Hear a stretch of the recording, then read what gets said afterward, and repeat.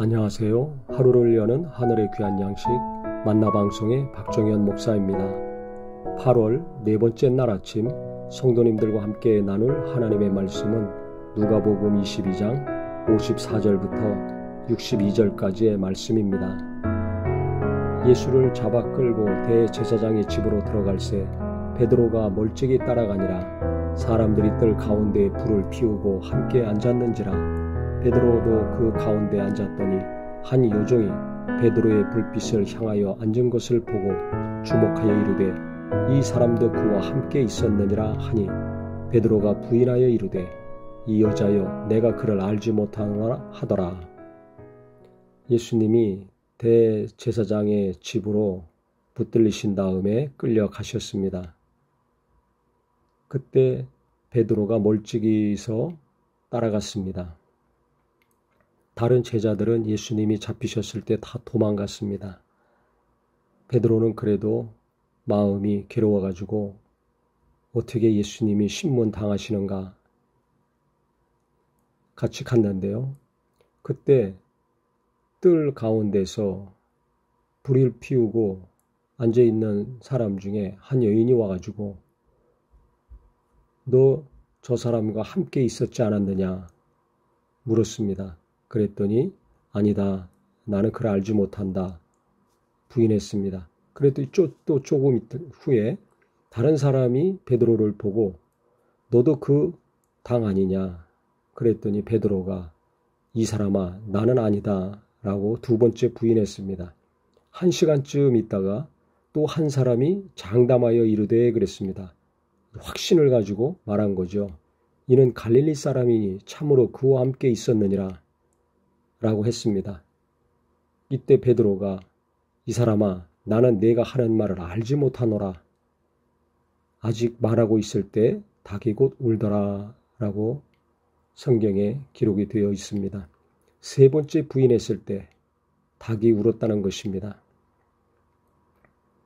그때 베드로가 주께서 내가 3번 닭 울기 전에 나를 부인할 것이다 한 말씀이 생각이 났습니다.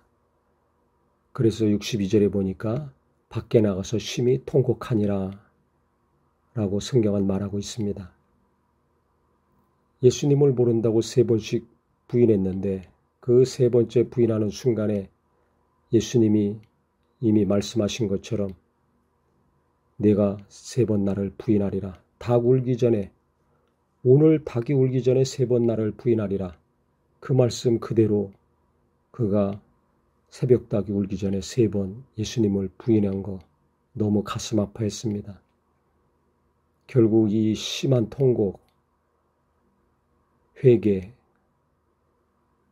이 사건 이후에 베드로가 어떻게 됐습니까? 나중에 성령 받은 다음에 그가 성령 충만하여 뛰쳐나가 복음을 전했을 때 3,000명이 회개하고 돌아왔죠. 그때 전한 베드로의 복음을 듣고 그 사람들이 마음의 찔림을 받았습니다. 그래서 우리는 어떻게 하면 구원받을 수 있느냐? 어떻게 하면 너희가 받은 성령을 받을 수 있느냐? 했을 때 너는 각각 예수 이름으로 침례받고 죄사함을 받아라. 그러면 성령을 선물로 받을 것이다. 해서 3,000명이 그날 예수님을 영접하고 구원받았습니다. 솔로몬도 밧세바 간음하고 우리아를 고의적으로 살인한 다음에 회개했죠. 금식하고 철저히 애통한 심령으로, 뼈가 타는 심령으로 하나님 앞에 회개했습니다.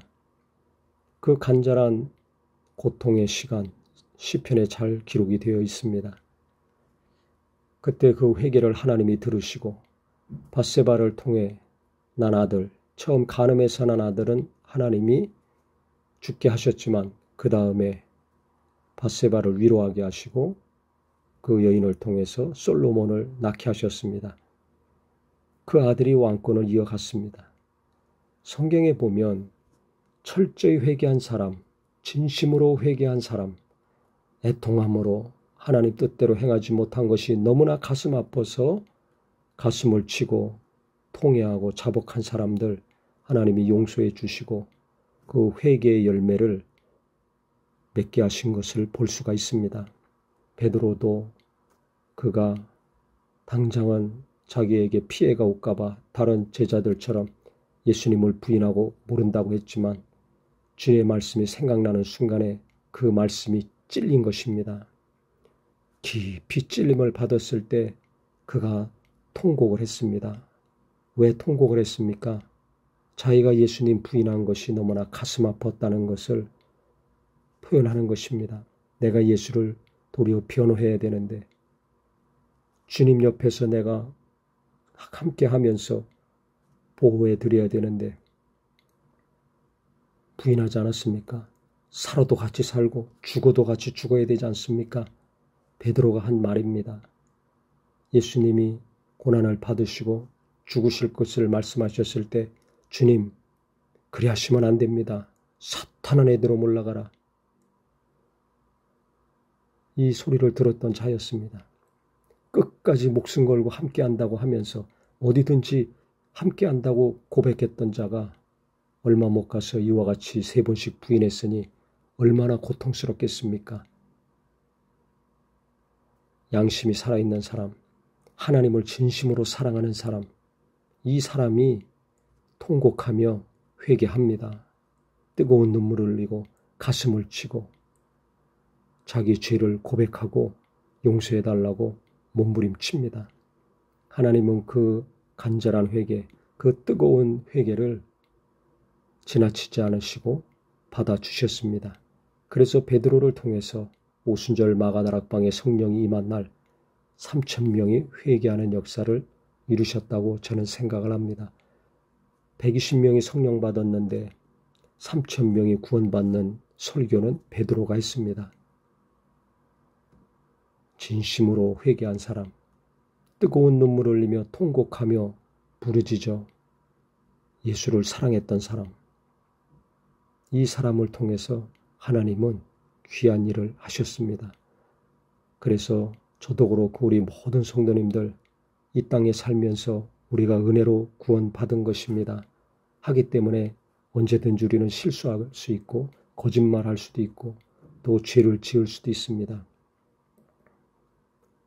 그때마다 베드로가 통곡하며 회개한 것처럼 우리도 정말 죄에 대해서 애통한 마음을 가지고 회개하고 기도하는 은혜가 있기를 바랍니다. 어떤 경우는 내가 잘못한 것이 무엇인지 모르고 살 때가 있습니다. 그때 하나님이 말씀을 통해서 깊이 찔림을 주시고 성령께서 깊이 깨닫게 하실 때 돌이키는 은혜가 있어야 될 것입니다. 그래서 하나님께서 어떤 방법으로 역사하시든지 간에 내 죄를 깨닫게 하실 때 변명하거나 핑계대거나 그냥 넘어가지 마시고 오늘 베드로가 심히 통곡한 것처럼 예수님이 하신 말씀이 생각나서 정말 철저히 회개한 것처럼 우리도 말씀에 찔림받고 회개하고 돌이킴으로 건짐도 받고 위로도 받고 치유도 받고 해결받는 귀한 은혜가 있기를 예수님의 이름으로 기도합니다. 하나님 아버지, 우리는 죄에 대해서 무딘 자가 아니라 민감한 자가 되게 하여 주시옵소서.